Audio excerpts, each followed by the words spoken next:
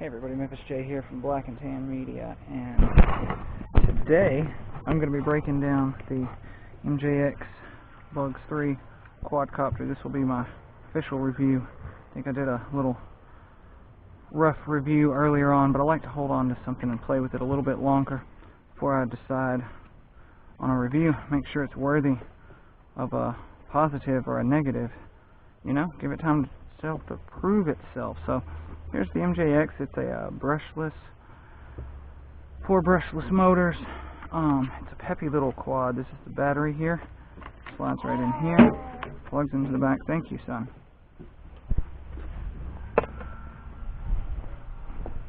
This is the battery here.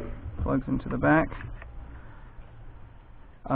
I do not have the camera attachment on it right now. There is a camera attachment that will hold your GoPros and your clones, but I definitely would recommend this for somebody getting started or wanting to learn to fly one better.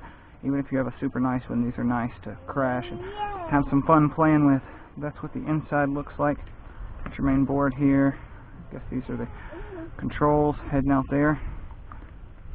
You can see this is barely hanging on for dear life, so it's definitely met the ground a couple of times. It's also met the roof and been stuck in a couple of trees.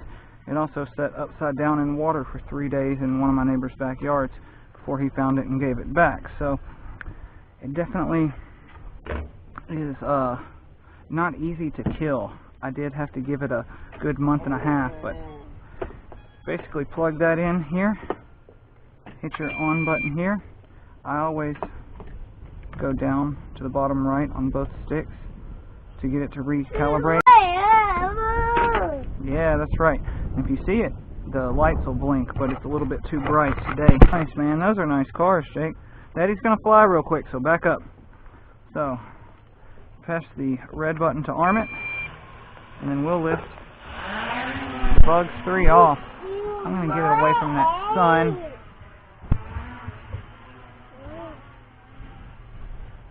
So you can see here, I got about 10 mile/hour winds when I checked the info a second ago, but it's pretty clear, and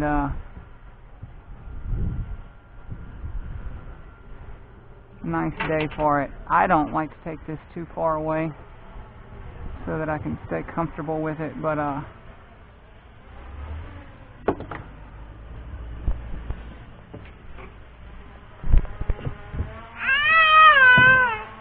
what's up, baby? So you can see, let me make sure. Okay, so this is speed 1, full stick forward. Pull it up. Bring it back here. Now, this is speed 2, full stick forward. It's fast. I don't want to lose it and go into a tree or anything. Most of the time I fly it on 1 by pushing this top button and then pushing a direction. You can do flips like that.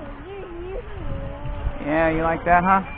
There's the other way, and here's backwards. So like I said, this is, you know, no altitude hold, no GPS assist. You know, you call it a dumb drone if you want. It's definitely not a super smart one.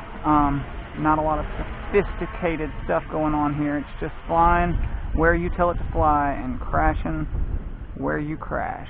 So it's a great ship to learn to fly on. The wind's picking up a little bit more here. I'll try to hold it steady, see how it does. It's getting blown around. But again, it's not GPS controlled. You can see it bouncing against the wind there.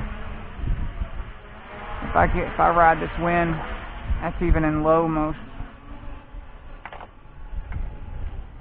That thing is cooking. I have a lot of fun flying this thing.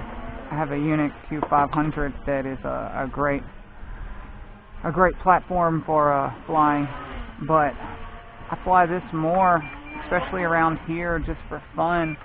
when I get a few minutes and a couple of batteries to burn, I really enjoy this Bugs3. Gives me a chance to try out new maneuvers, getting better with, you know, flying it.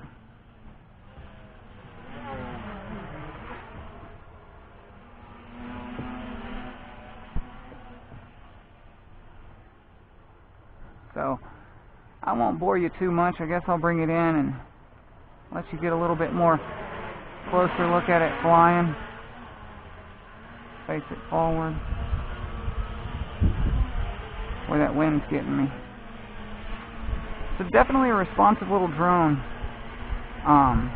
It's quick and it will get away from you if you are not careful. Like I said, it spent 3 days upside down in some water through the storms, and it came back on after about a month and a half in front of a fan. So I have been impressed by it. I would definitely recommend it for anybody that's old enough to know how to be safe and fly one carefully. You know, it's definitely not as simple to fly as some of the toy grade ones, and it's definitely a little bit more power than some of the toy grade ones. But for somebody that's wanting to get into the hobby, this is not a bad platform to start with for the price. It's pretty tough. Unless you're going to build your own, I don't think you're going to come close to as much fun as you can have for the price with this one versus anything out there. There's a couple of other brands that are very well known and do really well that I guess for a little bit more, a little bit less, you can get something comparable. But definitely a lot of fun to fly. So hopefully this video was helpful for you, and if you're still hanging out here, thanks for watching this video. Like and subscribe. Seriously, subscribing really helps a lot of these small channels. YouTube makes these changes to the policies, and if you enjoy it, let me know in the comments. Any questions, I'll be happy to try to answer them if I can. I've had this almost a year, so go ahead and land it. Why not? Thanks for checking out this video. Hope it helps you. Red button, power's off. Turn off here. Got that battery, I'm good. Thanks for checking.